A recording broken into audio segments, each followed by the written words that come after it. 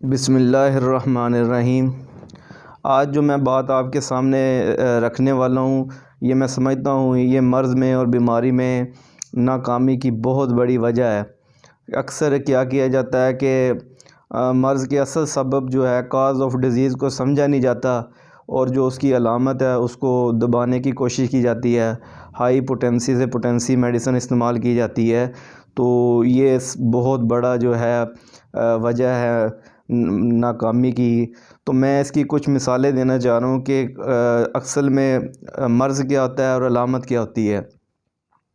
فرض کر لیں کہ پاؤں کے اندر کانٹا چبھ گیا ہے، تو جو اس کی وجہ سے سوزش ہو جائے گی اور بخار ہو جائے گا۔ اب جو بخار ہے وہ علامت ہے اس کی، اگر بخار کا علاج کیا جائے گا تو وہ ہو سکتا ہے کہ ہائی پوٹینسی میڈیسن سے ایک دفعہ وہ بیٹھ جائے، لیکن مرض اصل جگہ پہ موجود ہے۔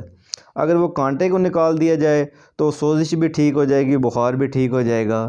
اسی طرح جو ہے بلڈ پریشر کے جو مریض ہے وہ صرف بلڈ پریشر کی میڈیسن کھاتے ہیں، ایک پوٹینسی جب کام کرنا چھوڑ دیتی ہے اس سے زیادہ پوٹینسی کی میڈیسن استعمال کی جاتی ہے، اور ایک ٹائم آتا ہے کہ میڈیسن ہی کام کرنا چھوڑ دیتی ہیں۔ تو ایسی صورت میں مریض بھی بڑا پریشان ہوتا ہے۔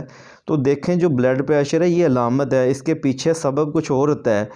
اگر کولیسٹرول بڑھ گیا ہے، چکنائیاں جم گئی ہیں نالیوں کے اندر، تو وہ اس کا ڈایا کم ہو جائے گا، پائپ تنگ ہو جائیں گے، اس سے بلڈ پریشر ہائی ہو سکتا ہے۔ اب یہاں پہ کولیسٹرول کا علاج کیا جائے تو بلڈ پریشر خود بخود ڈاؤن ہو جائے گا۔ اسی طرح جو گیسز ہوتی ہیں وہ خون میں شامل ہو جائیں، اس سے پریشر بڑھ جاتا ہے، تو گیسز کا علاج کر لیا جائے تو بلڈ پریشر ٹھیک ہو جائے گا۔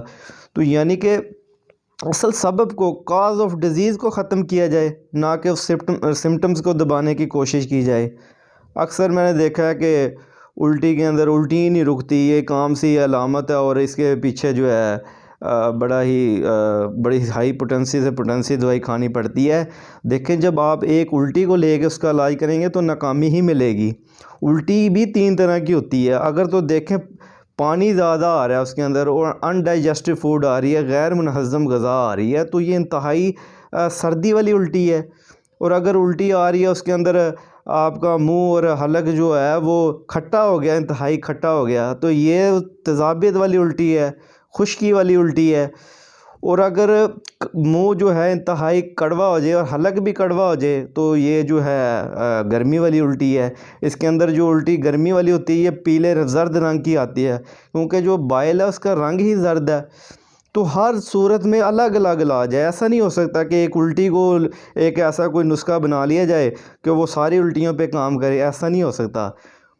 تو کبھی بھی جو ہے گرمی سردی اکٹھی نہیں ہو سکتی، ایسا ہرگز نہیں ہے۔ کبھی نیچر میں بھی ایسے ہوا ہے کہ سردی اور گرمی اکٹھی آ گئی ہوئی، یا سردی ہوگی یا گرمی ہوگی۔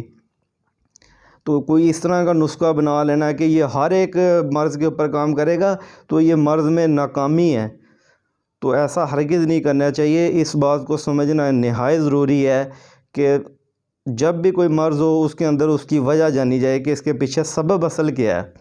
اب کھانسی ہے وہ علامت ہے، پھیپھڑوں کی غیر طبعی حرکت کو کھانسی کہتے ہیں۔ جب پھیپھڑوں کے اوپر بلغم آ جاتی ہے یا کوئی گرد و غبار آتا ہے، پھیپھڑے اس کو ہٹانے کی کوشش کرتے ہیں، اس حرکت کا نام کھانسی ہے۔